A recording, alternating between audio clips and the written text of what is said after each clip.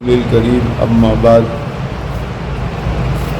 میں نے گزشتہ درس میں بتایا تھا کہ قادیانی لوگ جو لفظ خاتم النبیین ہے قرآن پاک میں، اللہ تعالیٰ نے ارشاد فرمایا ما کان محمد ابا احد من رجالکم ولکن رسول اللہ و خاتم النبیین صلی اللہ علیہ وسلم، تو آپ صلی اللہ علیہ وسلم کے بارے میں فرمایا کہ وہ خاتم النبیین تھے۔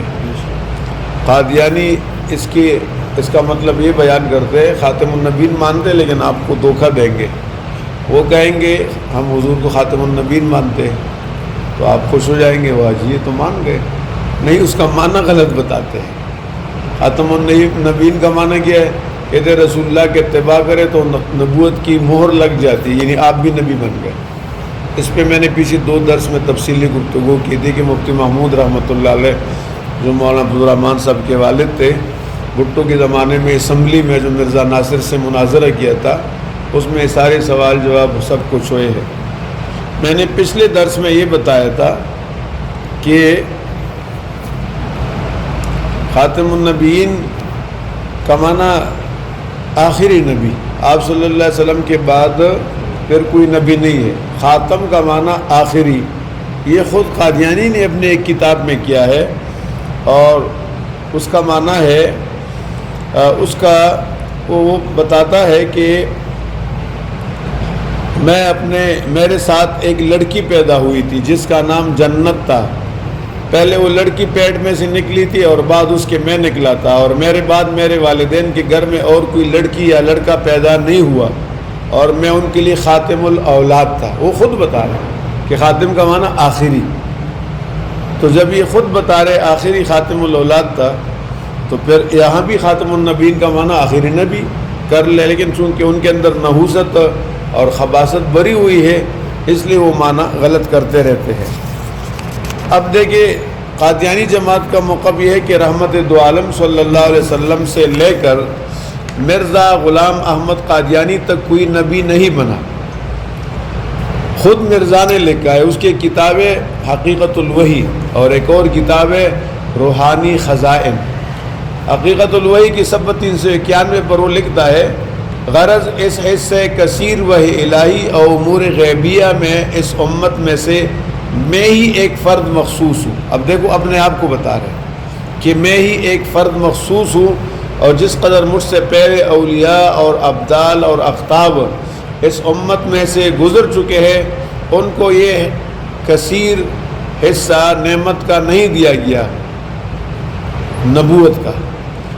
اس وجہ سے نبی کا نام پانے کے لیے وہ اپنے بارے میں کہہ رہے میں ہی مخصوص کیا گیا۔ مفتی محمود رحمۃ اللہ نے یہ سوال کیا تھا کہ اگر اتباع نبی سے آدمی فنا فی الرسول ہو کر نبی بنتا ہے تو ابو بکر نہیں بنے تھے، عمر نہیں بنے، عثمان علی رضی اللہ عنہ نہیں بنے؟ اس نے کہا نہیں، تو سارے لوگوں نے کہا تو بڑا دجال ہے۔ پہلے تو کہہ رہے فرشتہ ہے، سفید داڑھی ہے، سفید امامہ ہے، سفید کپڑے، ہاتھ میں لاٹھی ہے، ٹخنے خالی ہے۔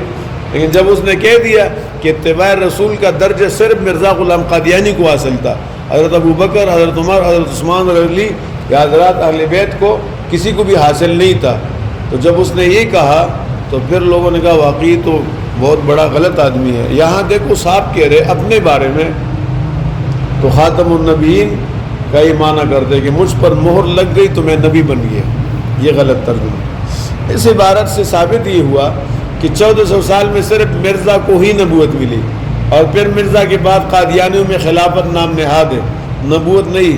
اس لحاظ سے بقول قادیانیوں کے حضور پاک صلی اللہ علیہ وسلم کی مہر سے مرزا ہی نبی بنا، تو گویا حضور پاک صلی اللہ علیہ وسلم خاتم النبیین ہوئے، خاتم النبی ہوئے، خاتم النبیین نہیں ہوئے، اس لیے کہ ایک آدمی کا پھر ذکر آیا۔ حالانکہ ہمارا دعویٰ اور عقیدہ اور ایمان یہ ہے کہ آپ خاتم النبیین ہیں، سارے نبیوں کو مکمل کرنے والے۔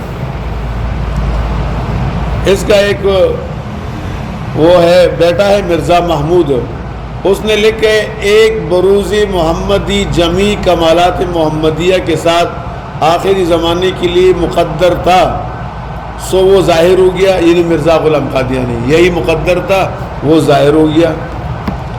خاتم النبیین کا معنی اگر نبیوں کی مہر لیا جائے اور حضور پاک صلی اللہ علیہ وسلم کی مہر سے نبی بننے مراد لی جائے تو آپ آئندہ کے لیے نبیوں کے لیے خاتم ہوئے. پھر سیدنا آدم علیہ السلام سے لے کر سیدنا عیسیٰ علیہ السلام تک کے لیے آپ صلی اللہ علیہ وسلم خاتم النبیین تو نہیں ہوئے. پھر قرآن نے کیوں بتایا آپ کو خاتم النبیین؟ اس اعتبار سے یہ بات قرآنی منشا کی بھی صاف خلاف ہے اور یہ واضح ہو گیا. اب حالانکہ مرزا غلام احمد قادیانی انتہائی بد کردار آدمی تھا، انتہائی جھوٹا تھا، فریبی تھا، دھوکہ باز تھا. ان کے اپنے مریدوں کی عبارتیں موجود ہیں، ان کے واقعات موجود ہیں، لیکن وہ یہ ہے کہ میں نے رحمت عالم صلی اللہ علیہ وسلم کی اتباع کی تو میں نبی بنا.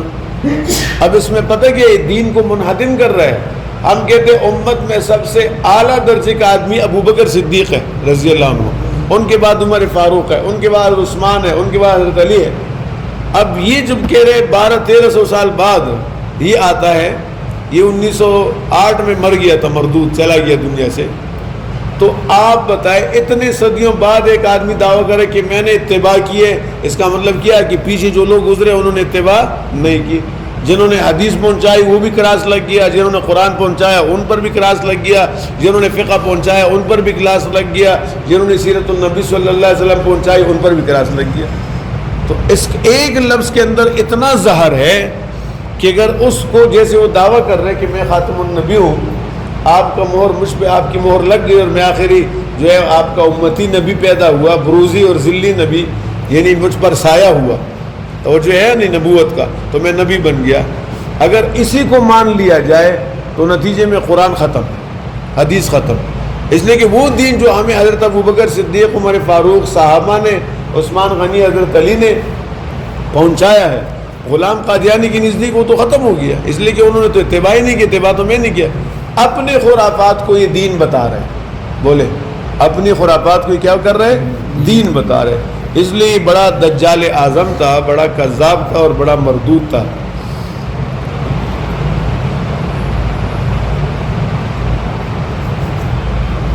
اچھا، اب ایک اور اس کی کتاب ہے، اس میں وہ لکھتا ہے، مرزا غلام قادیانی خود لکھتا ہے کہ قرآن پاک کی آیت کریمہ وَأَمَّا بِنِعْمَةِ رَبِّكَ فَحَدِّثْ وَأَمَّا بِنِعْمَةِ رَبِّكَ فَحَدِّثْ،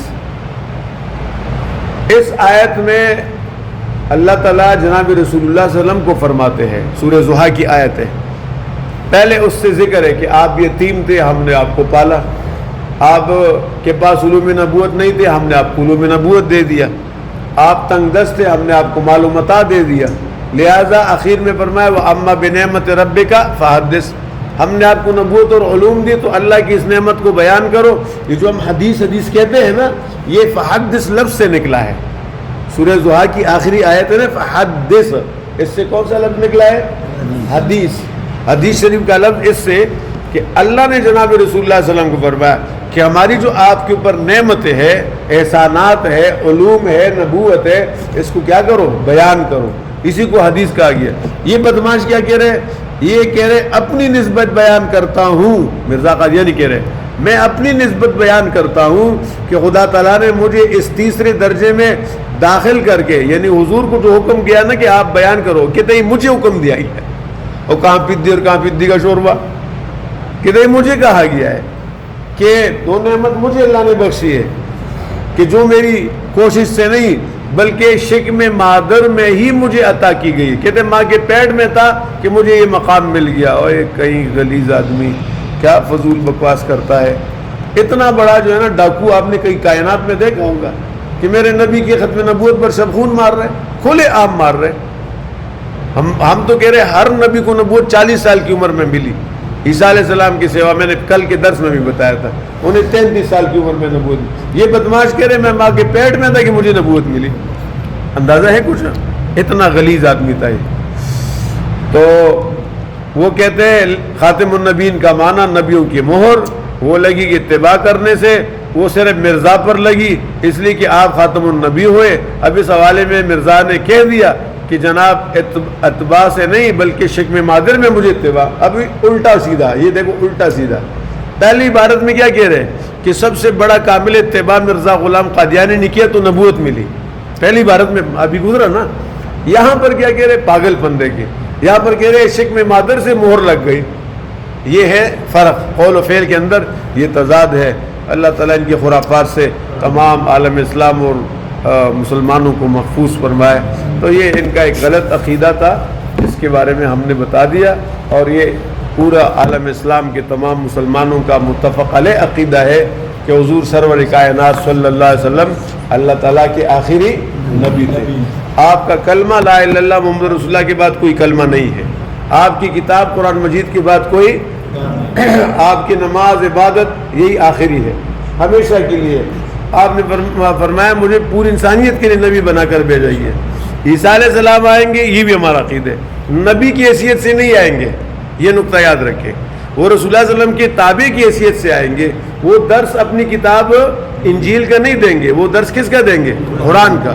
وہ اذان اپنی نہیں دیں گے، میرے نبی کی اذان دیں گے، اس میں اشہد ان محمد رسول اللہ کہیں گے. وہ نماز وہ پڑھائیں گے جو میرے نبی کی نماز تھی، وہ کلمہ وہ پڑھیں گے جو میرے نبی کا کلمہ تھا. آپ سمجھ گئے بات کو؟ سبحان ربک رب العزت عما یصفون والحمد للہ رب العالمین والصلاۃ والسلام علی رسول محمد. یا کریم یا رب العالمین ہمارے ان ساتھیوں کا بیٹھنا قبول فرما. یا اللہ ان سب کو اجر عظیم عطا فرما، ان کو اپنے نیک بندوں میں شامل فرما، اپنی معرفت اور محبت اور اطاعت نصیب فرما. یا اللہ حضور کے ختم نبوت کے تحفظ کے لیے مجھے، ہمیں، ہم سب کو، ہماری اولاد کو، ہماری نسلوں کو قبول فرما. یا اللہ ان میں جو ساتھی بیمار ہے، گھروں کے اندر کوئی بیمار ہے، ہماری بہنیں مائیں سب کو صحت عطا فرما، شفا عطا فرما. یا اللہ ان میں سے جو ضرورت مند ہیں ان کی ضرورت پوری فرما.